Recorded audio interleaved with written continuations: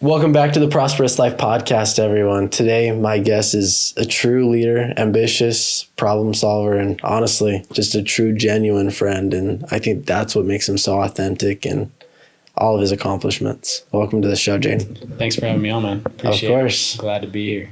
Yeah, it's exciting. It's exciting to be able to solve problems. Yeah, dude. Problem solving is, I've learned that it's like everything, right? Yeah. You're going to be an entrepreneur or just like a leader in life. You just have to be able to adapt and solve problems. And like, that's like a very, very important thing. So problem solver is like top of my list with anything. Yeah, I think solving problems is just life, right? Exactly. So you say often you're just a problem solver. Tell me more about that. It's on my Instagram bio. No, I learned pretty young into like the workforce that honestly, like all the time you just run into like things that don't go as planned, right? And if you're just willing to like figure it out and problem solve, like for a long time I would just go to the boss and be like, hey, this happened. I don't know what to do. And then I realized like the boss is just figuring it out. Like, why can't I figure it out? I'll probably be way more valuable and add way more value if I can just figure it out myself. So that's what I started to do. I got in a startup. I was employee number 4 and now it's huge, right? It's like a big company now. But I got in when we were just like 5 of us in a little teeny office. And I like just problem solved all day long. They're like, hey, can you just own this and this and this? And I was like, yeah, I'll figure it out. And I just realized like, I can do all this stuff. It's not that hard. I'll just figure it out myself. And it's like a boss would do that too, right? So in fact, one of my first job descriptions, they kind of like gave me my list of like, this is what you're in charge of type of thing. And it literally said Swiss Army knife on it because I was doing so many things and solving so many problems. And ever since then, I was just like, I'm just a problem solver. That's like all life is and all entrepreneurship is, honestly. Of course. So let's say somebody wants to be a problem solver.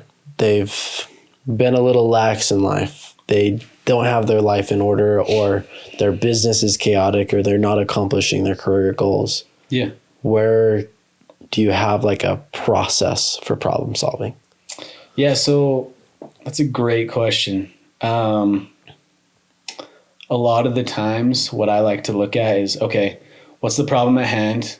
And then what resources do I have?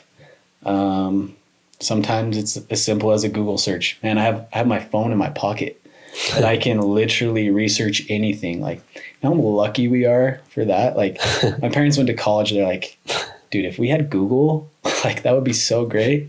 I literally had to go and find a book in the library. So it's just like, okay, this is the problem. What resources do I have to solve it or figure out a solution? Or if somebody's had this problem before, like, hey, let's go on YouTube. Somebody had this problem before. Has somebody stained their clothes, right? Yeah. It's like, oh, how am I going to get the stain out? Well, I'm sure somebody else has stained their clothes before. Maybe they posted it to YouTube, right? So you can just go and look it up on YouTube or ask somebody who might have ran into this problem before. In the business world, I made a lot of very valuable connections. And a lot of people have done things a lot longer than I have.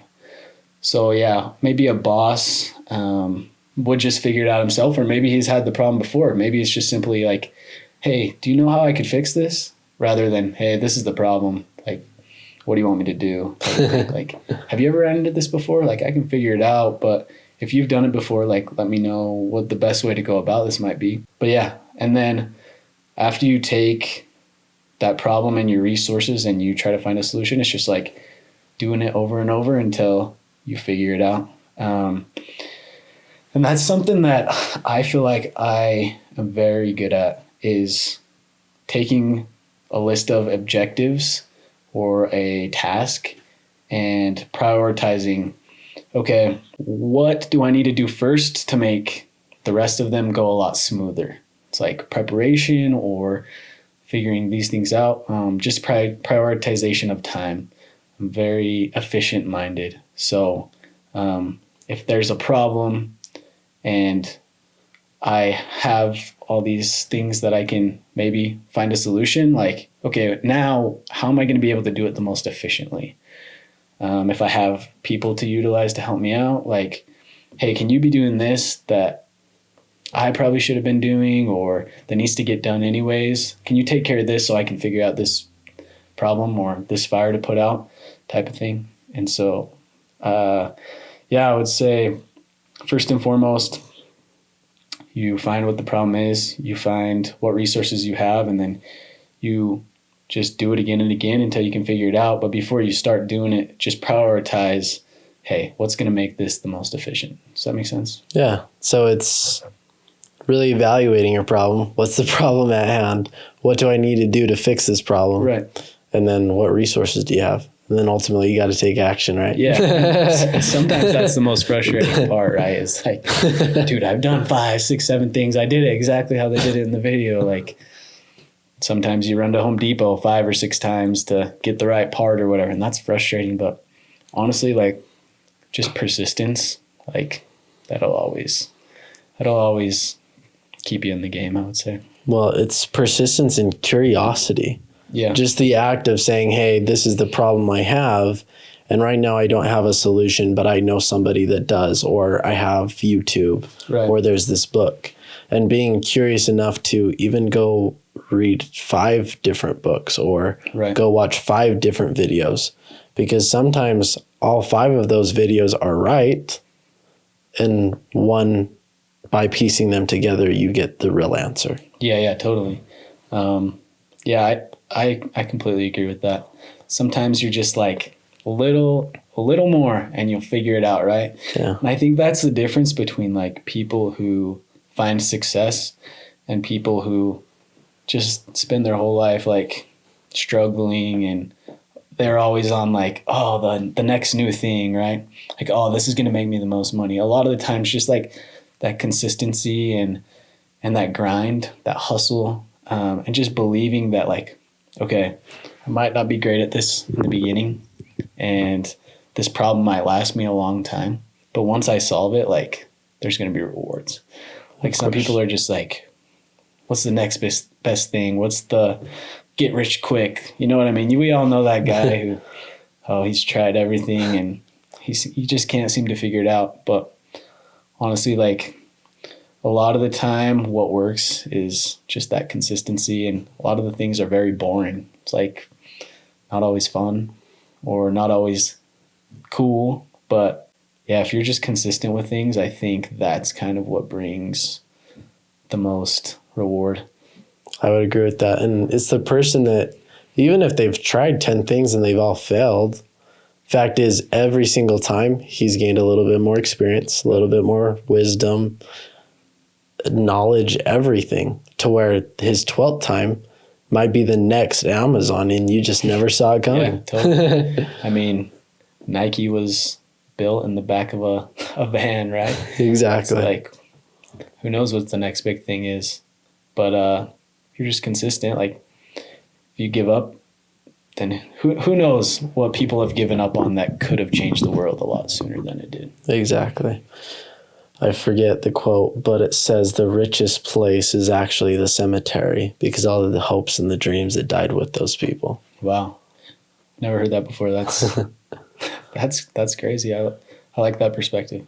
But that goes into having I personally don't believe in a plan A or plan B. I believe in a plan A. Yeah. Because if you have any doubt, your chances of using the plan B are very high.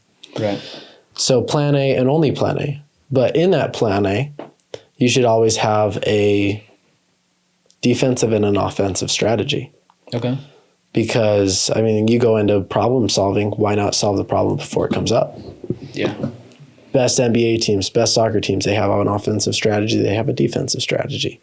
That can go into life, that can go into business, that can go into just your personal life. If I wake up and I feel like crap, what's my defensive strategy so I can still get to my offensive strategy by lunch? Or If I wake up and I feel really amazing and it's 5 a.m., how do I hit it hard just that day so I can hit it hard offensively? If you're winning your days offensively and defensively, you'll win in the long term. And I think, again, if you can overcome the problem before it actually presents itself, it'll diminish how fast that fire really builds. Yeah. No, I've never ever thought of it that way. And I think that's a great way to put it. A thing I like to say is it's easier to prevent the fire than to put the fire out. Yeah. So that offense or that game plan of like, hey, these are the problems that we could run into. Let's figure out how we're going to mitigate those problems or solve them as they come, rather than, all right, we're winging it. Like, let's get down the let's get down the stretch and figure out if it's going to work for us or not. And yeah, I like that. It's preparation, I think, exactly is the word for it. Preparing and being ready for whatever's to come. And I think with experience of whatever you're in, you're probably going to run into similar problems than you had before, right? Yeah. And I like to, with like employees, team members, whatever you want to call them, like I think of it like this, like when people leave, it kind of sucks, right? Because that person was just there for you for the last 6 months and they probably experienced a lot of problems or made a lot of mistakes that you paid to fix, right? If you're a business owner. And man, now you have to pay for the next person to make those mistakes unless you can figure out a process that will not allow them to, right? But for me, like, I know I'm valuable because, man, I've made hundreds and thousands of dollars of mistakes. And man, some of those mistakes I know for a fact I will never make again. Because when I prepare, I say, hey, I made this mistake one time. Let's avoid this and let's do it the right way, right? Where if you have somebody, you don't know what you don't know. So if you have somebody who just doesn't know, they're probably going to make the same mistake that the last guy did. So I think, I think that's important. Just like learning those lessons. And I make a lot of processes in what I do. And a lot of it is like, okay, where's the problem and how can we solve it, right? That's how a lot of people think. But for me, in that preparation, I like to go by a little saying, we're not going to do this until we get it right. We're going to do it until we can't get it wrong. If you work all your processes with that mindset, is like, okay, how can we make this process so it's so clear and so concise that I could pull Braiden off the street, throw him right into the spot, and with this training or with this list of things to do, Braiden's going to be able to do it just as good as I did, because we're gonna make this process so good that he can't get it wrong. And so that's kind of something that we've really worked on, and I think it's a good thing to take into consideration. Like, let's not just do it until we get it right. Exactly. Like anybody can get it right once, but like, let's just never get it wrong. And then we don't have to worry about it anymore. We can go to the next problem. Of course. And so you're obviously just a natural leader. I'm sure that's not the first time you're hearing that. I'm sure you believe that too. I do, yeah. But that goes into, you are fully confident in your ability to solve problems. Yeah. Let's say somebody comes under you. As a leader, some people just don't care as much as we do. Right. Yeah, it's hard. How do you, let's say somebody wants to become a leader and they want to become a problem solver, but they really just don't know where to start. They don't have the motivation, but they would like the idea of being a leader. Right. How do you coach them? Where do they start? Yeah, that's a great question. Well, like you said, I feel like I've always been in leadership roles or tried to step up and take immense responsibility of being a leader. And a lot of people underneath like just don't care as much, like you said. Something that I have found that is very valuable is just like explaining to them like, hey, this is why we do what we do. Like, I know that you don't see all the things I see or understand all the things I understand. But if I can help you understand, maybe you think, man, that bigger picture, that makes a lot more sense why you care so much, right? Yeah. And if you help them understand or explain why you do what you do, a lot of the times, one, it will help them realize like, oh, that is important, or, oh, I do understand why you're doing what you're doing and how you're doing it. A lot of choices have consequences, right? So if you explain like, hey, like for example, one side of the business that I deal with is a fulfillment center where people receive packages from a online store. And sometimes people get their order wrong, right? Yeah. And I have to explain to people sometimes like, hey, have you ever ordered something online and spent like hundreds of dollars on it and then it came and they didn't give you everything you wanted? And they're like, oh man, I hate that. It's like every time that you guys make a mistake, I know you didn't mean to make it, but somebody feels like you felt when that happened to you. Wouldn't that be frustrating? They're like, yeah, that would. Yeah, that is frustrating. And it's also frustrating because that puts a bad reputation on the company or this and that, like explaining why that would have some negative effects, right? Yeah. Like I said, that kind of helps them understand. And two, it like kind of like makes them feel like included, or more important, that they understand, like, oh yeah, I never thought of that. Or if you explain a process of why we do what we do and how it affects everybody around you, they're like, they feel more responsibility and important. Like, oh, if me doing my job the right way means this much, then I want to make sure that everybody else doesn't get the shaft, right? Like, I don't want to be responsible for making this guy's job harder, like him pointing the finger at me. So that responsibility, it's almost like a trust thing. Like, hey, I'm trusting you to do this, and I hope that you'll do this the right way. And I think just giving them that is powerful. And when people have responsibility, a lot of the times they want to kind of step up to that. So back to your question, if you're looking to be a leader, ask questions. Find out how things work. I think people that are curious, like we kind of talked about a little bit, that curiosity is important and it shows you care. And if you care, then people want to give you more responsibility because they know that you'll handle it well. And then if you say you're going to do something a certain way, just like honor that, right? Your word means a lot. I like to say there's two abilities that are super important: availability and reliability. If I know that you're available to do something, and I can call up on you and you'll show up, like that's important to me. And man, chances are I'll call you again. And then if you're reliable, if I give you a task and I know that you can handle it and you can totally just crush that task, then like that means a lot to me too. And I honor that and I try to reward that. I'm a guy who's extremely like results driven. Like I like to see results. And sometimes when that happens, I have to take a step back and be like, like people matter too. And maybe they think all I care about is results, right? Yeah. And that's kind of a hard thing to juggle.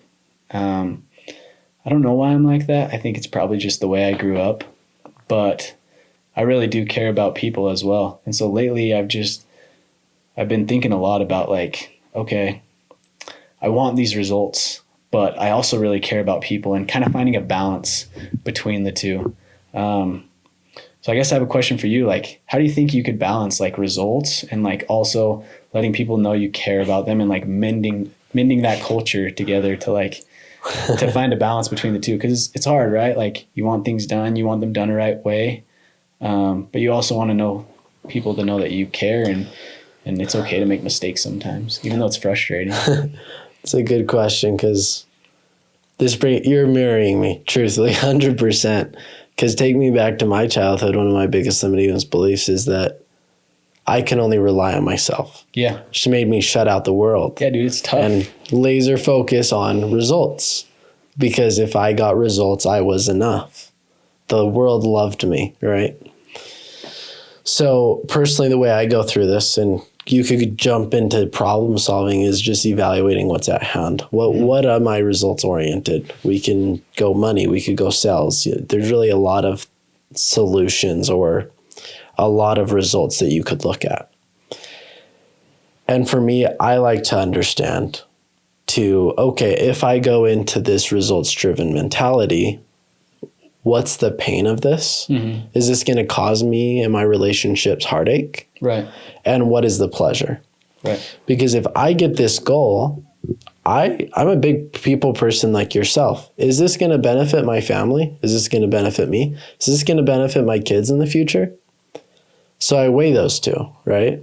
Right. And from there, I transform it. Well, what's at play here? Do I want to transform and do I want to go to this results-driven place? Or do I want to go into the people's place? Truthfully, I don't think that it's a balance. Because the people that weren't okay with my results and my passion to achieve goals, those were the people not getting anywhere in life. Okay. So I just let them go. Yeah. Not that I hate them. I love them from a distance. Right. They can stay in the past. And here's something that, no, I like your answer. I don't think there's much of a balance a lot of the times because it's like so cut and dry, right? You have like, you know a lot about psychology. I've kind of looked into that in listening to your stuff. But like, especially with like working, a lot of the times it's a very transactional relationship. And that can be hard because if you try to like merge that transactional relationship with like an emotional one where like, oh, I care about you. Like, how was your weekend? How's this? Like, be kind or compassionate or whatever you want to say. That can get like tricky because then when you're asking them to do something or you're like trying to enforce a boundary, they're like, oh, I thought you cared about me. Maybe not that specifically, but you understand what I'm saying. Yeah. It's kind of tough to like balance that. And that's something that I've really been kind of at war with lately. Like, how do you balance that? And I think the solution is just making expectations clear or setting those boundaries, right? Boundaries are super important. And just being like, hey, look, I care about you and I want you on my team, but this is what I expect. And if we can accomplish this, then this is the reward or this is where we can be and everyone will be happy. But it takes a certain amount of effort. And like, I want people who care enough to make that effort on my team, right? Yeah. And not everybody's going to buy into that, and that's okay. But I think the ones who do, they find a lot more fulfillment out of what they're doing because if you kind of put that culture together, then they feel like they're important, like they have a part, even if it's doing a certain thing like sweeping floors, keeping a warehouse clean or whatever it may be. They feel like, wow, I'm doing my job and it's important because if not, maybe somebody could get hurt. Maybe this really makes my boss think that, hey, the warehouse looks great, man. Keep up the good work. You know, just like, for me, words of affirmation are my love language. Like I could work for 60 hours in a week, 80 hours in a week. And if you just say, hey man, I really appreciate what you're doing. I think you're doing a great job. Like that's all I need to fuel me. Yeah. Right. And I see exactly where you're going here. As far as boundaries go, if you set a boundary and somebody gets mad about it, that just reiterates the boundary needed to be set. Yeah. But the way to kind of take it back, the way I communicate my boundaries to get buy-in with my vision, whether that's with my spouse or an associate or even a customer. Yeah. is you really have to go into detail what the problem is. Hey, the problem is you're not sweeping the floor, which is causing the warehouse to be dirty, which is causing people to get hurt, or, you go into the pain aspect to it. Right. If we did, let's say, sweeping the floor, that would allow for my job to be easier. That would allow you to get promoted. That would allow me to pay you more, whatever they're going to benefit from, which then you just paint the vision. So in the long term, you'll be able to accomplish this. I'll be able to accomplish this. But if that doesn't happen and we consistently do not sweeping the floors, then we're going to have to let you go. Yeah. No, I think that's great. And I think the bridge that like gaps the two, right, is just that communication. Like the way you explained that was awesome, right? Something that I kind of like to live by is like with perspective, right? There's two sides to a pancake, no matter how thin the pancake is, right? It's like perspective, right? Yeah. I have a side of a story. You have a side of a story. Let's kind of share those sides and like, oh man, you were feeling that? Like, I had no idea. Like, I'm not in your shoes, right? And just like, not necessarily like feeling what they're going through, but just like understanding them better. Yeah. I think that's super important. And like that communication is something that is crucial, right? If you're going to be a leader, I look back and see this when I wasn't the best leader. It's probably when I wasn't communicating the best, or when my expectations weren't set very well. I was getting so frustrated. And this is something else that I would really love to talk about is you have somebody in your life and they're doing something that's driving you crazy, but they don't know that it's driving you crazy. You don't know what you don't know, right? And you just start to resent them. You're like, oh my gosh, this guy's doing this and it's driving me crazy. And he has no idea. And then there's this awkward tension in the room and he doesn't know why and you don't know why, or he doesn't know why it's happening, but you're resenting them, like all because you couldn't say, hey man, like this is really bothering me. Like, I think it's very important that we can just like speak to somebody and be like, hey, like this is bothering me and this is why. And it's nothing like personal. It's just like, that's just something that I don't really appreciate, and set that boundary.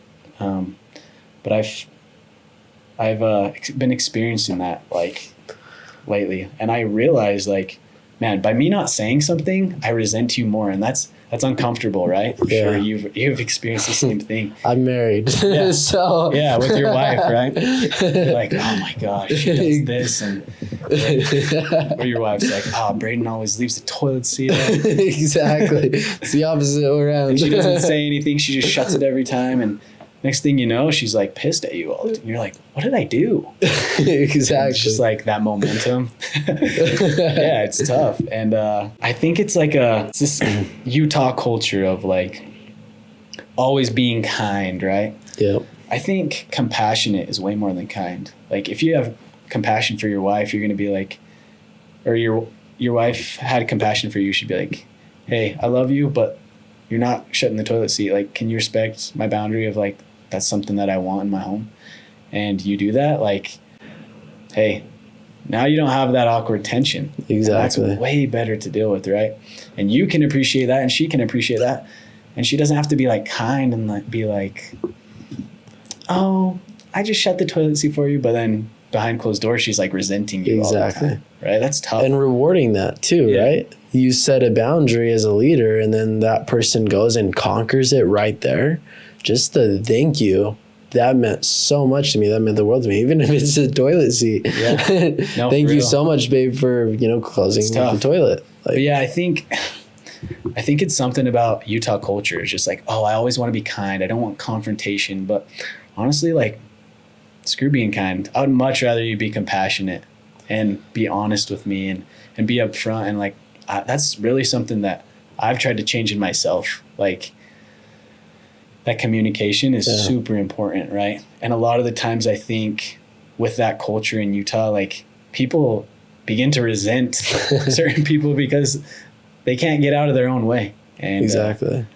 And I think that's super important. And that's something that I want people to hear about and like notice and be like, oh, so maybe this is my fault, right? I brewed this storm up in my head because Braiden wasn't freaking shutting the toilets. Exactly. But that's the fact of the matter. The thing is if I couldn't communicate with my wife, don't really want that relationship. Yeah. If I can't communicate with a team member, don't really want them on my team. Yeah. If I can't communicate with a boss, I don't want to be on that team. Yeah. So instead of being kind, like you're saying, start to be confrontational in an effective way where you actually build that relationship. Yeah, I think that's extremely important. And if you're on the other side of it and you're like, I don't know why they're always mad at me. Like, maybe you are doing something and you had no idea, like, just humble yourself and just be like, hey, am I doing anything that's bothering you? Like, maybe you are, but it's honestly their problem if they're not going to express that to you. And you don't have to give them that power, but if you just go and talk to them and be like, hey, am I doing anything that's bugging you? Like, if I am, like, let me know so I can fix it, because you don't know what you don't know. Yeah. Well, it goes back to leadership and curiosity, right? If you have the power, I always say that the quality of questions you ask yourself is the quality of life that you live. But to go to that, the quality of questions you ask yourself is the quality of relationship you're going to have. Yeah. The quality of questions you ask your peers, your associates, is the quality of leader you're going to have. Right. So like you say, if you're willing to go ask the question and you're receptive of their answer with no emotion interface, like I don't do that. Yeah. When you go and conquer on what they say, I go to my wife and I say, hey, you've been distant. What's going on? Am I doing something? She says, you're leaving the toilet seat open. And I immediately start to put the toilet seat down. Not only is my confidence going to go up, my wife's confidence is going to go up, and we're going to be a united team. And you know what? I bet if you just nip it in the butt and just be like, hey, I just want you to know, like, it's nothing against you personally, but I don't like the way that you do this. Like, it makes me feel this sort of way. Like, if somebody were to come to me and say that, I would have way more respect for them than if they were just like having their pity party in the corner and like couldn't come and talk to me. You know what I mean? Totally, 100%. Like, I will respect you way more if you just come and tell me how it is rather than resent me or whatever, right? Even if it's the other way around. But we could wrap this all back to the problem solving thing, right? Not all problems are physical. Like, they don't always have to be like a flat tire on the side of the road. Yeah. Like, it could be a problem that, the communication problem. Like, okay, how can we solve this? Well, why is this happening? And understanding why and researching why, and then finding resources to fix it. Like, what can I do to be a better communicator and find a way to solve this problem? And if you can do that, I think you can be successful in anything. I agree. Because I think anybody can solve a physical problem pretty easily. Sometimes all it takes is typing it on Google or making a phone call to somebody to come fix it, and you pay them, right? Exactly. That could be a solving a problem. But I think a lot of the problems that people have tend to be emotional or communicative. And I think once you get really good at solving those problems is when you can change the world. Yeah. I love that. And basic psychology is a thought or language, if you're communicating to somebody, is going to create an emotion. Yeah. So thought creates an emotion in the body, which is going to create you to react or act in a certain way, which gets you your result. Yeah. So that goes into the fact that if you can master your thoughts, your mindset, that'll allow you to master your emotions, which will allow you to show up to solve those problems effectively, which will get you an amazing result in life. Right. And going back to you communicating, if you are talking to somebody cordially and effectively, that's going to create them to have thoughts, which will create an emotion, and you're not responsible for their emotional response. Yeah. Even though sometimes it is hard, like accepting their emotional response. Like sometimes I have a conversation and it doesn't always go my way, and understanding that, you know what, it's not my responsibility how they react, even though like for me, I'm very results driven. When I have a certain conversation, I want a certain result. Right? Exactly. Right? Like, that's how it is. Like, if I go and ask my mom if she can give me $20 and she doesn't give me $20, like, that sucks, right? Or whatever the conversation may be, like it's sometimes hard to accept the answer. But I think being comfortable enough to be like, okay, that was the answer, accepting that, or that's how they reacted, and accepting that and moving forward. And okay, what else can I do? Maybe what else is something that I can say to them, or another solution to the problem, right? Yeah. I think in any relationship, whether that's a work relationship or a romantic relationship or a friendship, like both people have to have some sort of respect or value in that relationship, right?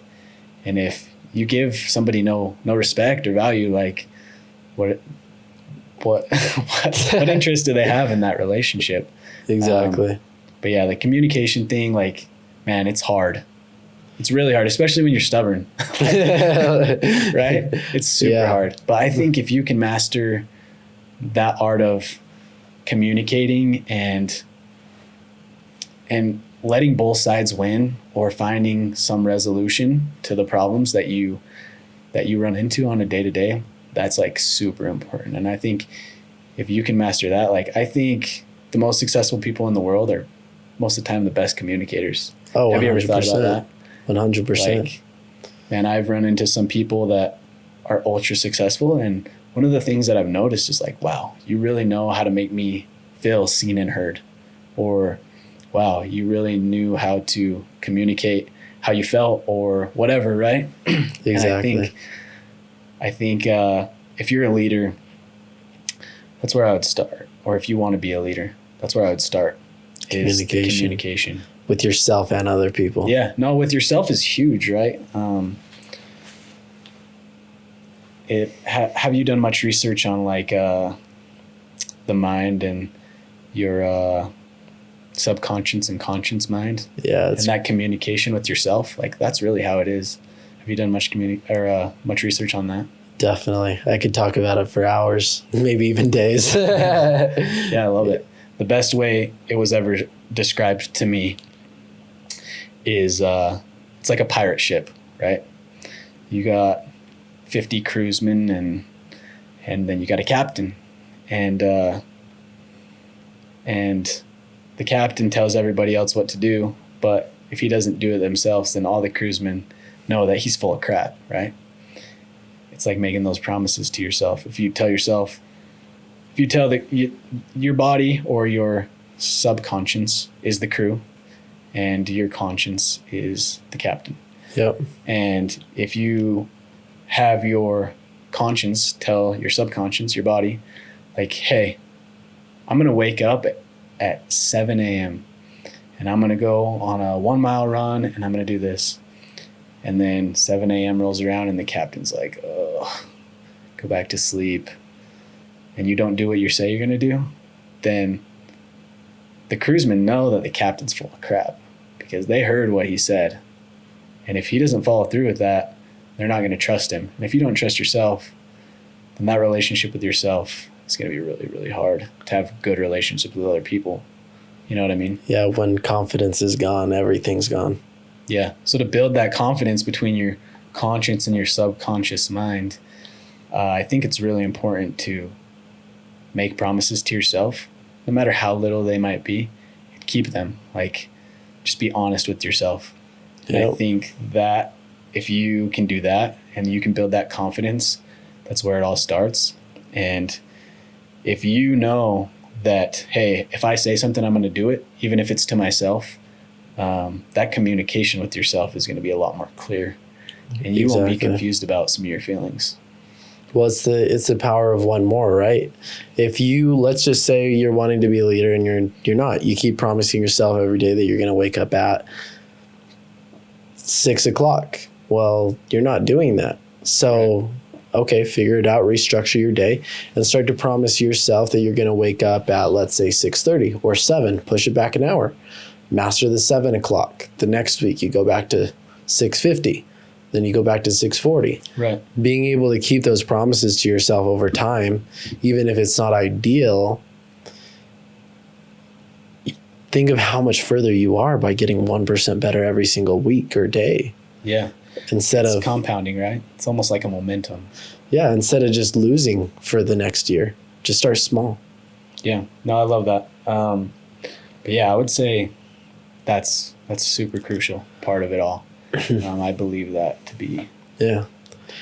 And I do have a lot of entrepreneurs that follow me. Yeah. Just out of entrepreneurs like to grow. They like to better themselves. Yeah, I've been listening to some of your stuff with some of my friends, Alex and Isabel. Yeah. And you. I just want to support people who are like-minded and. Exactly. But something in this business world, in my belief, it's a misconception that you always have to do big things. Right. And sure, you want to do big things. Don't get me wrong. Doing big things is fun.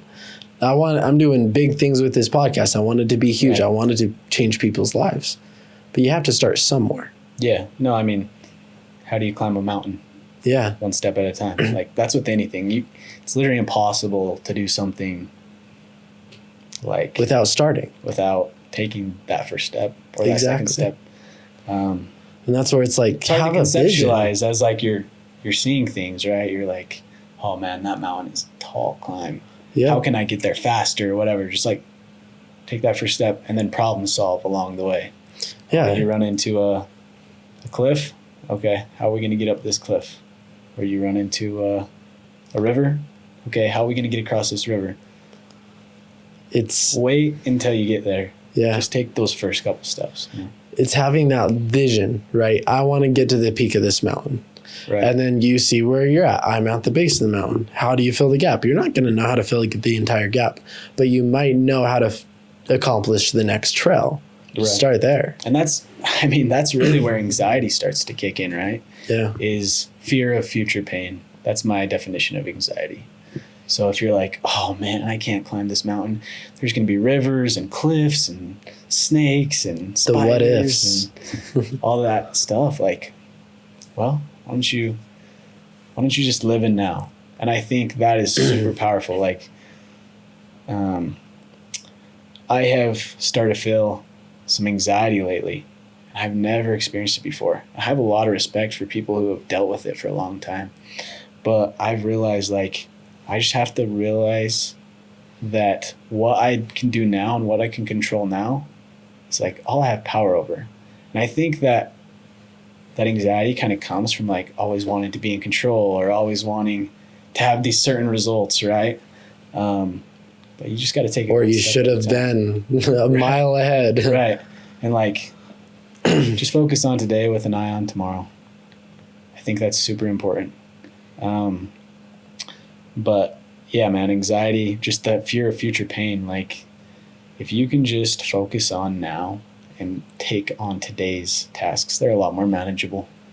I would agree with that. Goals, like you want a place to look, right? Yeah. But well, that's how you get somewhere, right? Yeah. Why the future you? Let's just say you're into cars because it gives a tangible result. You love cars. Your future you has 10 cars. Why don't you have 10 cars right now? It's because you're not the person that person, your future self is. But you're also not showing up the way that future self is. Yeah. Right? Because this person, if you have a vision for life and you see where you're at right now, but you showed up as if you were already that person and you've already accomplished the 10 cars or whatever you want to accomplish, you'll actually accomplish that goal so much faster. Right. So if you want to accomplish the top of the mountain, well, who is that person at the top of the mountain? Decipher that, show up right now in this moment, the only moment that you possibly can create, No person with billions of dollars can pay to go to the past, can't pay to go to the future, but show up as if you were already that person and as if you already accomplished all those goals. Oh, I like that analogy. I think that kind of gives some perspective to the way you can look at things. Yeah. I think that's important. Because I think everybody, that's the thing, man. I think everybody knows what they want, or maybe not exactly what they want, but I think everyone would love to be wealthy, or everyone would love to be fit, or everyone would love to be a certain thing, right? But they don't really think about, hey, what would a person like that be doing right now? Or it's really hard to bridge that gap if you just don't know, right? And it seems like that huge mountain to climb, like, oh, I don't know where to start and whatever. And it's tough, right? Like, I think that a lot of times, if we knew how hard a journey was going to be, we probably wouldn't start it. I think that's why so many people settle. Yeah. Everybody wants to be wealthy. I agree. Everybody wants nowadays 10 million, not just a million, right? But if you just start, like you're saying, and you just picture who you want to be and then do the things that you got to do, or you think somebody like that would do, and figure it out along the way and solve every problem as it comes, I think that's a great way to get there. Well, here's the thing, right? You know some pretty big entrepreneurs. I know some pretty big entrepreneurs. And truthfully, I know I'll be there someday. Yeah. They're normal people. No, yeah. What did they do? They just were consistent. They just were persistent. I want to be wealthy. Okay, what did they do? Maybe they just worked a 9-to-5 job and invested on the side. That's okay. Yeah. Maybe they just went all in, quit everything, and started a business and ate dirt for 15 years, because there's some of those stories. Right. Either story's fine. What matters is they were just consistent and they stayed true to themselves, that they wanted to be wealthy. And so they did the steps needed to get there. Right. If you want to be a coach, an entrepreneur, if you want to be a doctor, it doesn't matter what your goal is, just be consistent. And at that point, it's not a matter of if you will succeed, it's a matter of when you will succeed. And the real secret is, like, there is no secret. It's just, you got to show up and you got to do the little things, the boring things every day. Yeah. As New Year's comes around, I don't know when you'll be posting this, but as New Year's comes around, everyone's going to have the next new thing and the next new gym or the next new diet. Oh, let's start keto. Oh, let's do intermittent fasting. Like, honestly, like, probably a lot of those work. You just got to be consistent with it, right? And all those coaches are going to tell you all the same things that we're saying right now. And the truth is, like, they're probably not doing all of them at once. They're probably focusing on one or two and being very consistent at it and seeing those results. But anybody who tells you, like, they're perfect all the time or they're doing all these things all the time, like, I'll be the first to tell you, like, a lot of the things that I've been talking about, like, I don't always do. And I catch myself and I get upset. I'm like, man, why didn't I just do that? Like, I knew that if I would have just had that conversation, then I wouldn't be in this pickle, right? Or if I would have done this, then that problem probably could have been solved, right? And it's tough. It's just that accountability. Like, okay, let me notice that next time. I don't like the feeling that I'm feeling right now because of the situation that I put myself in. So let's not do it till we get it right. Let's do it till we can't get it wrong. Exactly. And as you said, it's take a survey of yourself. When I do this, I feel this way. I don't like it. So solve that as it's presented to you. Because you'll go throughout your day and I'll make mistakes. I would love to say that I follow my schedule 100% of the time. Yeah. I would love to say I never go to the bathroom and end up on TikTok for 15 minutes. Right. It just happens. Or wake up right when you say you're going to wake up. Right? Exactly. Sometimes those promises you make to yourself, you just get in your own way. Exactly. And your conscious mind is just like, oh, not today. But you But know what? If you just miss 1% of the time or 10% of the time rather than 90% of the time, like that's going to compound and make a huge difference. And it's that subconscious, right? Kind of like you were talking about. Okay, let's say I woke up and I promised myself I was going to wake up at 5 and I woke up at 5:05. Did a good job, but how did that make you feel? Okay, that made me feel like I didn't show up for myself this morning. And you start to take a survey upon yourself. And you start to monitor your thoughts, your emotions, your behaviors. Like sleeping in for 5 minutes can make a big difference in the grand scheme of things. Right. The next day, even if you wake up at 5:04, you improved. Right. So celebrate those wins. Yeah. And also always take the survey of where you want to get to and how it makes you feel, so you can just start to transform on a small scale every single day.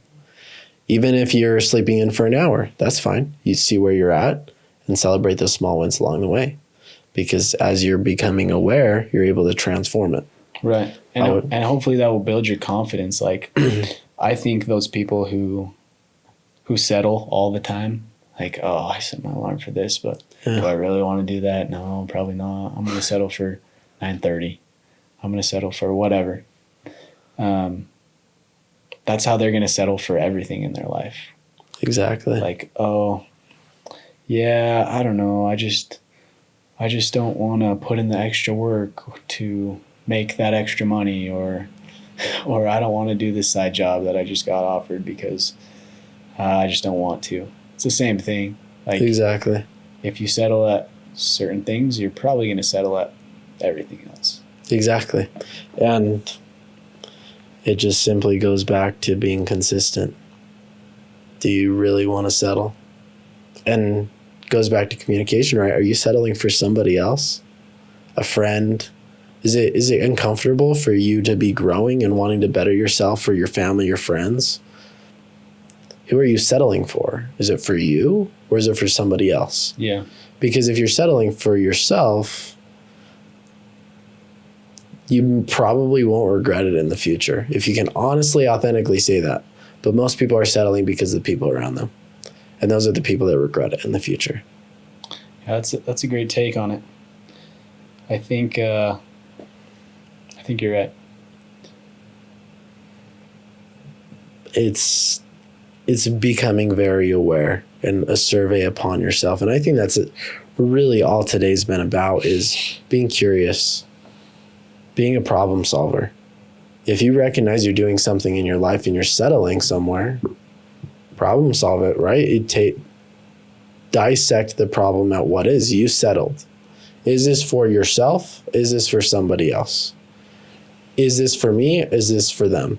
Do I not want to have that conversation? Do I not want to let them know that keeping the toilet seat up is to keep the peace in the house for them, or is it for me? Right. Just start to decipher and take a survey for yourself, because it'll allow you to grow and get to the mountain faster.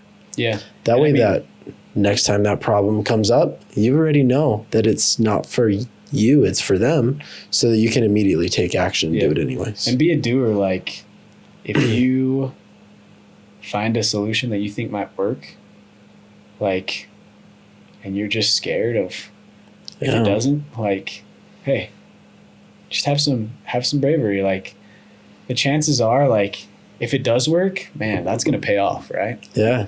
But if for some reason it doesn't, like, that's okay. Just go to the next Just go to the next solution until it does work. Because when it does pay off, even if you struggled for a lot longer than you wanted to, it's going to mean that much more to you, that win, right? Because you prevailed and you did it. Exactly. Man, I could talk for hours about this stuff. Yeah. Doing, thoughts. I mean, we could go on forever here. Somebody wants to take action today. What do you feel like is the most important thing for them to focus on?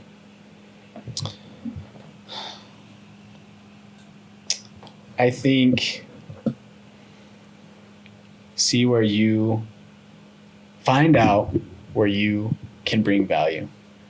because you might not know, right? And if you don't know, just ask questions until you can figure something out. And once you figure out what value you can bring, just show the initiative to bring that.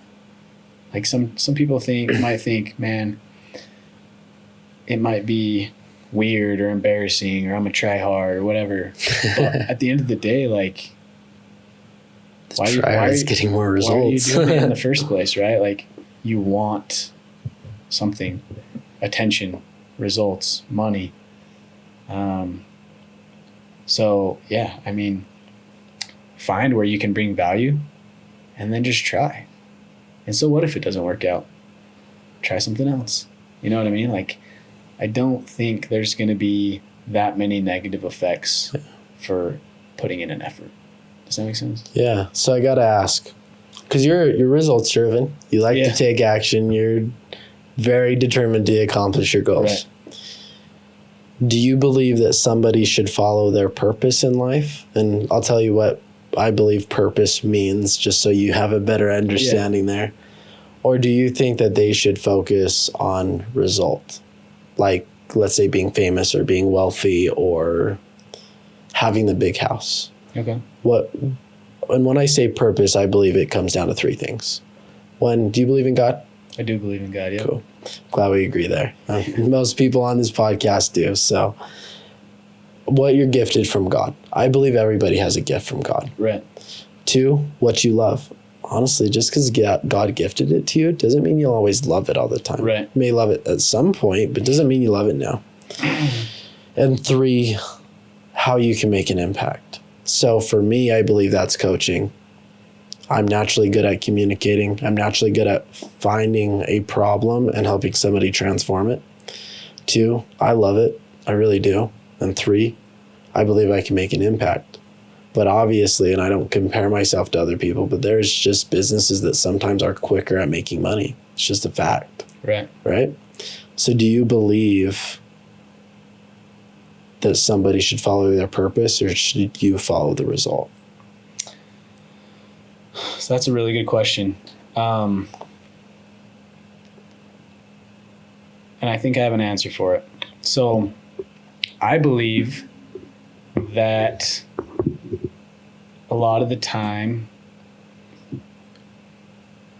what we want, our purpose and our results can align, right? And it's not always how we think. If we're going to bring God into it, I think God has a certain plan, right? They say you make a plan and you hear God laughing or whatever the saying is. He has a different plan. I believe that it's not always what you want. Like, let's say, Braiden, you wanted to be an NBA player and you thought that was the result that you need, right? Well, why do you want to be an NBA player? Is it like notoriety? Is it fame? Is it money? Chances are you're not even 6 foot. I don't know your handles. But chances are you're probably not going to make it to the league because that's not your talent, right? But if you're really passionate about basketball, like that's what you want to do. What I think is you should find what you're good at and bring your passion to that, right? Not always following your passion doesn't always work out, right? I'm sure there's a lot of people who tried to be an NBA player and they never made it and they feel like a failure. But if they would have brought that same passion to something they were good at, they probably could have found a lot of success. So don't always follow your passion necessarily, but bring your passion to what you're good at. And if you can do that, I think you'll find a lot of success. And I honestly think whatever you're driven to that result for, whether it's money or fame or notoriety, I think you can find those things in what you're good at, honestly. And I think God is a great way to pave the road for that. Sometimes you just pray about things and you get an answer that just doesn't make any sense, right? Right? Like, it's tough. you're like, man, I'm not passionate about that. I don't like that. I don't want to do that. But if you can find a way to bring your passion to what you're good at, I think you're going to have a lot better chance of success rather than if you tried to go and make it to the NBA. Like, your talents probably aren't what is going to get you there. That wasn't God's calling for you, right? I could play with elementary kids. Right. That probably wasn't God's plan for you. Yeah. And I do think we have agency and we can choose, right? But I do also think that we have a potential.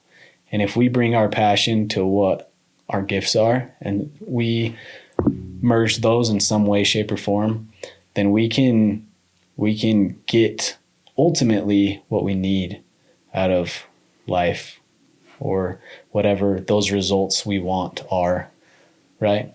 Because I know that a lot of different ways that you can find wealth or notoriety or even fame, if that's really what you wanted, and it's not in the NBA, right? There's other ways to do it. So that's what I think. So what I'm hearing is if you're good at something and you can find a way to love it or have a passion with it, that's what you should follow out of immediate results of just fame. Oh, I want to be in the NBA because I want to be famous or get the money. Because if you can find a way to like pull that passion out of something, like there's things that I have hated that I have learned to love because of the process, or I find little things about it that I'm like, wow, I actually like this part of it. And I focus on that. And then that passion that I bring from whatever it may be that I'm usually passionate about in general, like shines light on something that maybe I disliked, but I'm good at. And I'm like, wow, I can merge these two worlds. And I think that's where the power comes. I love that. So I got to ask, what's your passion right now? My passion right now, man, I just want to help as many people as I can. I just want to share what I've learned and connect, honestly, like build a network of like-minded people who think the way I do and can help me learn, and I can give back to them. I just like things like this, man. It's like, I'm really passionate about it. Like, obviously I love that. I had a lot to say, and I think you had a lot to bring to the table and challenge me, right? With certain things. But yeah, dude, I just want people to know that I care, and I just want them to feel like, man, if this guy can do it, then I can do it. 'Cause I'm just a normal guy, you know. I may have a drive that some people don't have, but at the end of the day, like, I'm just a normal guy, middle-class family, grew up in Payson, Utah, like small town. Like, if I can do cool things and I can put my mind to something and achieve something, then anybody can. And I want to empower people to understand that they can do that too. Does that make sense? Yeah, I love that. I think that's powerful, and that alone will get you so far in life. Right. Because if you can help somebody and you can serve somebody, if you can serve yourself, you can accomplish anything. Yeah, and I think that a lot of the things that I have learned, I think that those things can help other people accomplish their goals faster. Yeah. Right. And things that they have learned could probably help me accomplish my goals faster. So if we can build a team and connect and network and show that value to each other, then the sky's the limit, man. 100%. And it is your network, and it's the problem-solving mentality. This one episode could transform somebody's life. And I hope it does. And if it does, and if I've said something that that has spoken to you, like, I really hope that you can reach out and we can connect and be friends. And if you want the same things I want, like, let's do it together. Yeah. And if you're struggling with anxiety or things like that, like, let's talk about it. Let's struggle together. Let's make it a normal thing to struggle together. Yeah, like maybe I have experienced something the same way you have, and I have found a solution that maybe you haven't even thought about. Exactly. Or you have found a solution that I haven't thought about. Like, let's struggle together. Let's lean on each other. Like, I think that things have been very divisive lately, and it makes me sad, you know? Like, I want people to be on a team, you know? And I agree. And compete with each other, but still love each other. You know what I mean? I think that competition just rises the level of whatever you're doing. Like, I'm the most competitive guy ever. But if you and me went into the same industry, I would really hope that you did super well, but I would want to do better. Does that make sense? Totally. And the thing is let's say I did do better or you did better. I probably did better because I was trying to beat you, right? Vice versa. Yeah, and that just rises both of us, right? Like, exactly. Let's compete, but let's push each other, and let's not like try to hurt each other or I don't know why everybody has to be so divisive. Like, let's be friends, but also rise each other up. Well, the flip side of that is if we go in the same industry and I'm completely failing and you're winning, ask the question, yeah. Hey, can you come take a look at what I'm doing to tell me what I'm doing wrong? Right. There's nothing wrong with going to your competition and asking for help. And that might have a price on it. Like, yeah, my time is worth this, or yeah, I would love to help you, but I need something in return, right? Yeah. Maybe not. It depends on where you're at and who you are, or your network. But yeah, it doesn't hurt to ask, right? Exactly. It's like, hey, is that problem solved? Right? Like, you can make one call and a lot of problems might be able to be solved. $1,000 can go a long way off of asking somebody for help. Maybe not for some people, but you guys get the point. Yeah. But seriously, thank you so much. Yeah, dude, this has been great. I really needed something like this. Yeah. I won't lie to you.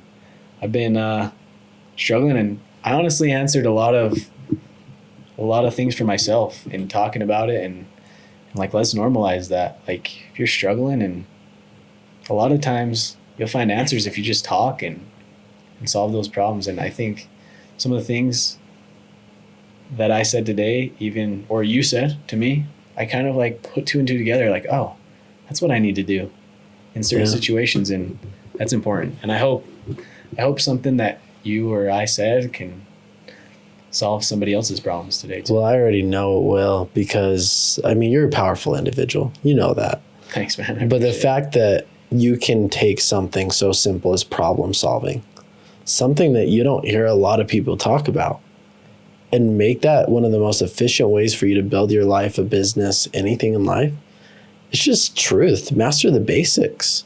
You've mastered the basics. And for your journey of a lifetime, I know that they'll get great value from you. Yeah.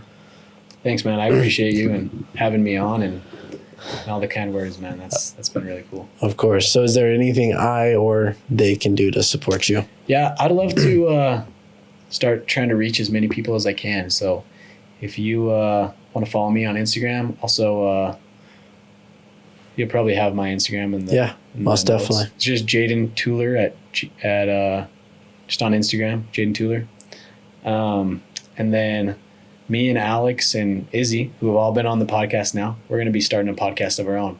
So if you want to listen to that, hop on over. I'm sure we'll have Braiden promote for us. Is there a name yet, or? I don't know if I can share yet, but okay, fair to say. You guys will find out sometime. I'll incentivize Braiden to post about it. That's too funny. And I ask the same question all my guests. What is the definition of a prosperous life to you? Yeah, I actually been thinking about this a lot today. And I think what enables somebody to have the most prosperous life is freedom. And if you can build a life where you build your foundation in all areas of your life to a certain point, to obtain that freedom, you can prosper in anything you want to do. But to tie back into what we've talked about today, I think a prosperous life would be having the confidence and freedom or financial means or whatever to solve any problem that comes your way. I love that.